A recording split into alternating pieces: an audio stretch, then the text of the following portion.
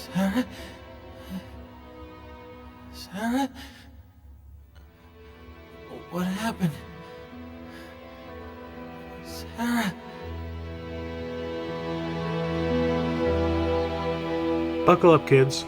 It's going to be a bumpy ride. Now and then, here and there, is a 13-episode post-apocalyptic sci-fi isekai anime from 1999 and is remembered by those who bothered to watch it for two reasons. It is an exceptionally good series and an exceptionally upsetting one.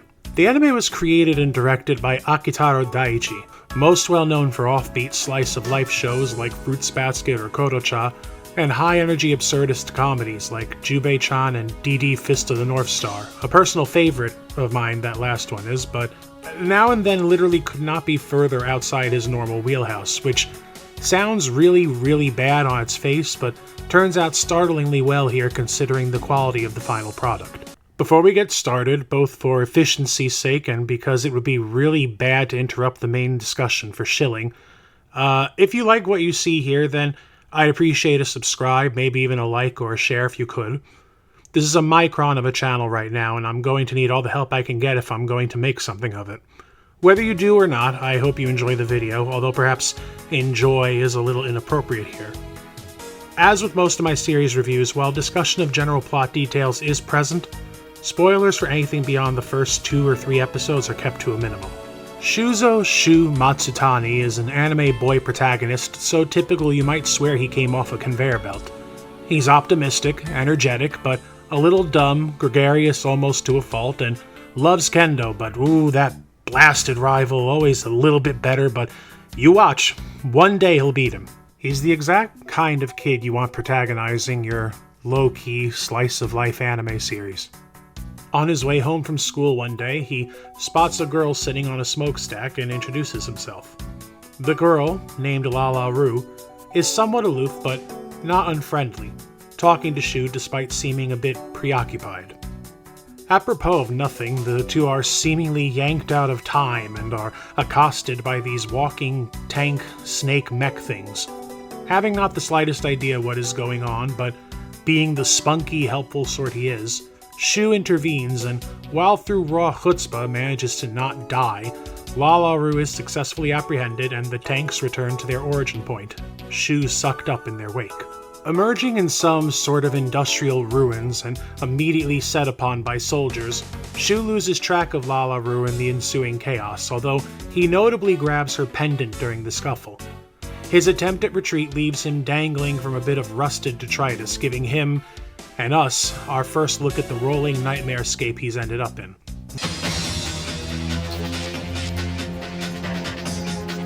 Reds and yellows so intense they seem to bleed across a dense, desolate wasteland. Rock and dirt, dust, sweltering junk and metal all soaked in the blinding, burning light of a dying star, hanging inconceivably massive in the sky above a world that is just as surely on its final gasping breaths. It's the future. Billions of years into the future, and whether we're on Earth or some Earth-like planet, we join the bleeding remnants of humanity, culling already long in progress. Welcome to the end. It's quieter than one might have expected. Despite all my build-up, the main thrust of the series is relatively simple. Shu wishes to get home and so must get his hands on some of that chronorific tech and maybe in the process find and rescue Lala Ru. In the meantime, he'll have to endure life as a conscript in the military of King Hamdo, a madman whose designs for the world seem to be born from a mix of manifest destiny, blind paranoia, desperate survival, and good old-fashioned imperialism. You see, in order for the king to use his weapons to their fullest, he needs water, and lots of it. And I don't know if you remember a few minutes back, but Tomorrowland isn't exactly big on moisture. Luckily, Lala Ru happens to have access to an unfathomably immense store of water, which Hamdo just needs to convince her to share. The joke's on him, though. Even if she wanted to, she needs her pendant to act as a sort of key, and that thing is currently super lost thanks to Shu dropping it during his escape attempt. So the search is on, our protagonists just have to survive until then. I mentioned Isekai as a genre designation before. It honestly had never occurred to me to think of this series as one, but said genre designation provides a good point of comparison for now and then, which rejects the typical trappings of such a show to the point of deconstruction. There are no grassy hills or medieval kingdoms, no magic or knights or demons, although there are certainly monsters. Genre conventions would usually place our recently plucked from mundanity protagonist, carefully ill-defined to engender self-insertion, in a place of moderate danger, allayed by a fast-growing cadre of allies to confront the mild, early series troubles and allow Protag-kun to establish himself as someone of unique potential or importance. Shu's situation is not so rosy, to say the least. There are no allies or gruff but well-meaning authority figures, no initially withdrawn cohorts eventually charmed by his charismatic bullheadedness, and there's certainly no beautiful if slightly tarnished world to save. Instead, we find ourselves in Hollywood, a colossal yet, upon introduction, inert battleship. Part military base, part nation, and with a standing army comprised almost solely of forcibly drafted children. I'll take a moment here to paraphrase Daichi, who says he was inspired, so to speak, by stories of the Rwandan massacre, and it shows. The brutal efficiency of how one manipulates and molds young minds is harrowingly accurate. Early on, they are applied with promises of a return home, a return to happiness and safety. As they are slowly inured to the acts of violence they're forced to commit, the rewards become more tangible, material spoils and privileges. In the end, the anxiety of violence almost completely gone, the physical rewards become almost moot, the act of killing having become a necessary form of catharsis and assertion of their existence, although some still choose to partake in the spoils of war. This cycle, this theme, is expressed most fully in Shu's fellow soldiers. Troublingly young Boo seems to exist in a state of relative innocence, aware of the expectations placed upon them, but seemingly unaware of their gravity, of what he must become. On the opposite end is the increasingly volatile and sadistic Tabul, who, despite theoretically maintaining some stabilizing bonds of attachment to his fellows, becomes visibly more prone to the use of force to solve problems, or even just for his own satisfaction. And between them, the worldly Nabuka, an old hand in this life who nonetheless appears to maintain a stability and clarity of purpose his fellows lack. He gleans no satisfaction from the act of killing, but nor does he hesitate to do what he must to survive until he can one day return to his home village. Truth be told, when I decided to revisit this, I was wondering if the setting and the themes, war, famine, exploitation of children, the cycle of abuse and revenge, if these would still shock and draw the eye as much as they once did. After all, in the past 26 years, anime has covered a lot of moral, political, and philosophical ground, so would this now feel trite, shallow, dark for darkness' sake? I'm happy, well, satisfied, to say that it has lost almost none of its potency. The series' combination of stark, disquieting realism and well-written characters both keep the viewing experience vital even through its morbid coding and interesting enough that you want to see the woeful tale through to its conclusion. The world of the future, despite its bleakness, is a fantastic setting, blazingly desolate and damaged beyond repair, and yet achieving a sort of unkempt beauty in its calmer moments, like during night under the open sky or in the dark and hidden places where the burning sun cannot reach. Despite being set against the backdrop of a large-scale armed conflict, the main cast of the series is fairly compact. Alongside the above soldiery, we have the stoic and efficient Abelia, the arbiter of the king's will who carries out her duties with the detachment one would expect of someone okay with maintaining this wretched pit, and yet whose complicated relationship with her superior, equal parts disturbing and mystifying, imply a history for both that we only get sparse hints at. There's Sarah, who's actually from Shu's time but had the misfortune of being confused with Lala Ru and kidnapped by accident. Her story parallels Shu's, although as a girl, her purpose in Hollywood is different than his. Go.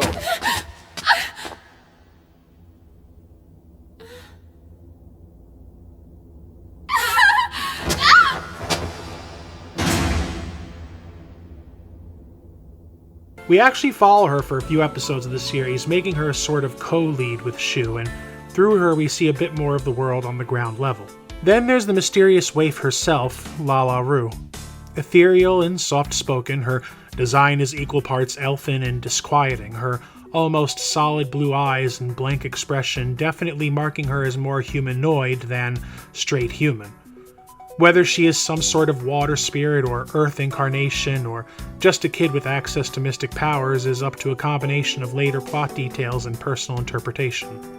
There are also members of a resistance that gains more prominence as the story goes on, the kindly but hard-nosed Sis or the vengeance-driven Ilamba, showing that in spite of the state of the world, life goes on beyond Hollywood's dread catacombs.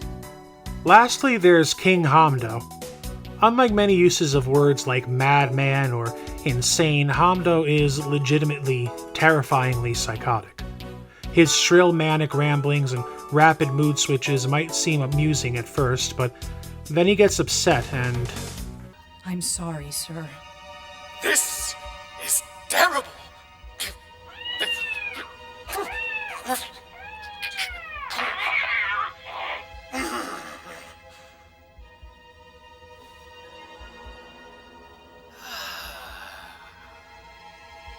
Abelia.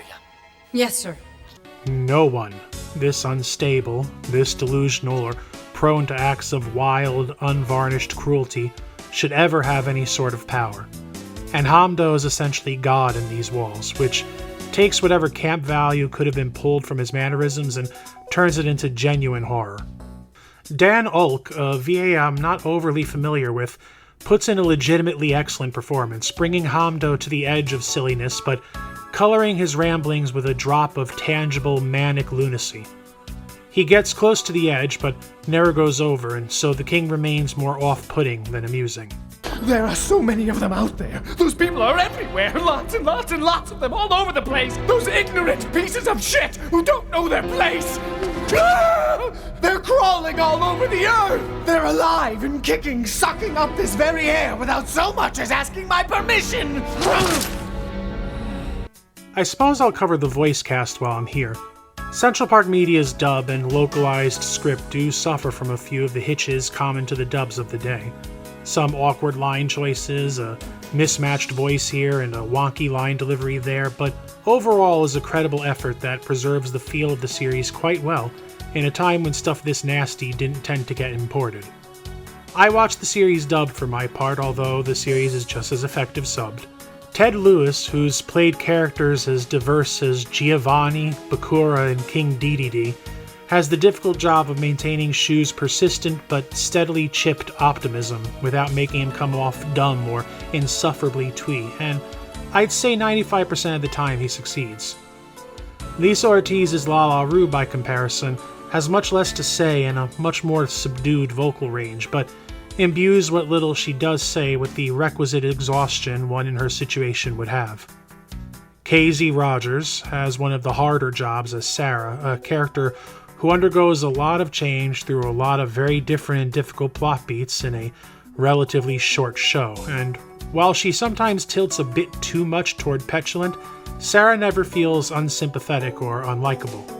The great Dan Green brings his super recognizable pipes to Nabucco, and while at first it's a bit distracting hearing that voice come out of a kid, the dissonance achieves a sort of symbolic effectiveness, his off-putting maturity matched by his lower register. The late Rachel Lillis pulls double duty as Boo and Sis, one being a yet uncorrupted child soldier and the other acting as a faint light of compassion in this otherwise dreary world, and she pulls both off well. Bringing up the rear is Tabul, who's voiced by Crispin Freeman of all people, and he probably fares the worst. I don't say this lightly, huge Crispin Freeman fan, but his attempts to make his naturally sonorous and deep voice high enough to match a teen, unlike Nabucco where they kinda just let it ride, results in a performance that never quite sounds comfortable, being distractingly nasal and stiff. It's not bad and it doesn't ruin anything, not at all, but it does stand out among the other more stellar performances. I hear the troops are gonna be reorganized to make us more powerful. What are you talking about? We're going back home. King Hamdo gave us his word. Guess what I saw? They were planting bombs in that village where we captured those little kids. Looking back on the script, I fear I might be making too hard a sell on the bleakness and sorrow of the series, to the point of perhaps putting off some potential viewers. I should clarify that this isn't some desperately grim-dark festival of morbidity, some celebration of emotional and physical suffering like a Gantz or an Elfenlied. And yes, I know there's more to those shows, but I'm making a point here. The series is every bit as low and vicious as I've said, don't misunderstand, but in a way that's tasteful? Is that the right word? Now and then, here and there, is not trying to impress you or cheaply shock you. It simply is what it is. There's a frankness to the horror of the setting and what is presented, a sort of casual groundedness that is somehow even more disturbing than if the show was more bombastic or grandiose in its attempts at upsetting viewers. In a way, the ludicrous suffering porn of some of those more infamous series might be a sort of relief here. Even its ending and opening themes don't offer any form of succor. The opening is a sort of roll call set to an admittedly nostalgic sounding early 90s style synth instrumental.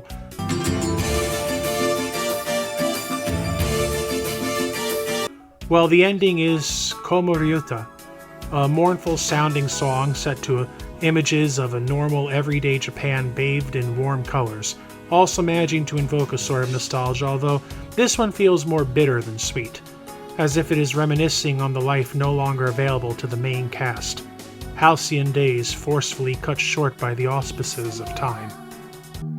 いつも僕が君を見ててあげるから安心しておやすみ So, I have one last point I'd like to make about the show, but to do so I kinda have to spoil how one of the main cast's story ends. I think we'll still be okay, because while I am going to say where their arc ends, I'm not going to be spoiling how they get there, the events that lead them to it, or the fates of anyone else in the main cast. So the vast majority of the overall plot is still hidden. If you find that agreeable, continue watching. If not, then please fast forward until you see the picture of this gerbil, which will indicate that the spoilers are over.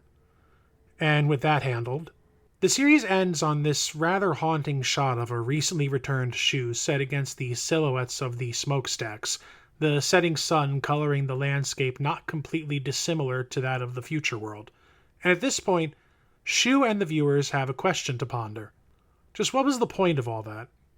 And not just in the micro, but in the macro. What was the driving idea, or the purpose, or the overriding feeling or message? What was the point of all this? And what is the point of, well, all of this? Life, the world, existence writ large? Well, after a few years of puzzling the series, I've come to one of two conclusions. One, that even at the end of all things, we will change very little, and therefore there is no intrinsic value in life or humanity. Even as the world burns, we will still scrape and slash and crush and burn, lacerate and abuse and deceive and corrupt anything we must to secure just an iota more of power, of influence, or comfort at the expense of our fellow man, the veneer of our supposed positive qualities long ago exhausted by the rigors of survival in a dying world. Or two, that at the end of all things we will change very little, and therefore there is no intrinsic value in life and humanity, except what we make of it. Even as the world burns, we'll still protect each other, we'll form communities, and share our resources and our homes for no practical benefit, we'll fight and scrounge and scrape and stumble, pull and struggle tooth and nail for the chance of something better for family or friend or clan. We'll rescue and support each other, and we will set down roots, and in that we will find something to live for, all the way until the lights go out for good. Oh, what? You want me to tell you which one's right? Nah, man, you gotta watch the series for yourself. Draw your own conclusions. Hell, maybe you'll come to one completely different than either of mine. Like most great works, Now and Then thrives on a robust spectrum of interpretation. Not like I'm setting you some horrible task by asking you to watch. In case I haven't made clear by now, Now and Then Here and There is a crowning jewel of a show, and one you deserve to experience assuming you have the strength. For my part, I still have my old DVD collection from back in the day, but the series can also be watched on YouTube or Amazon Prime, albeit all in standard definition since it never got the HD treatment due to being almost comically niche and unmarketable. It's enthralling and revolting, brilliant and sad and transcendent and challenging, intelligent and intriguing, horrifically dark but never unbearable, deeply philosophical but never pedantic or insufferable. It's a hard watch, a demanding watch even, but one that you'll think about long after the last episode, if only every now and then.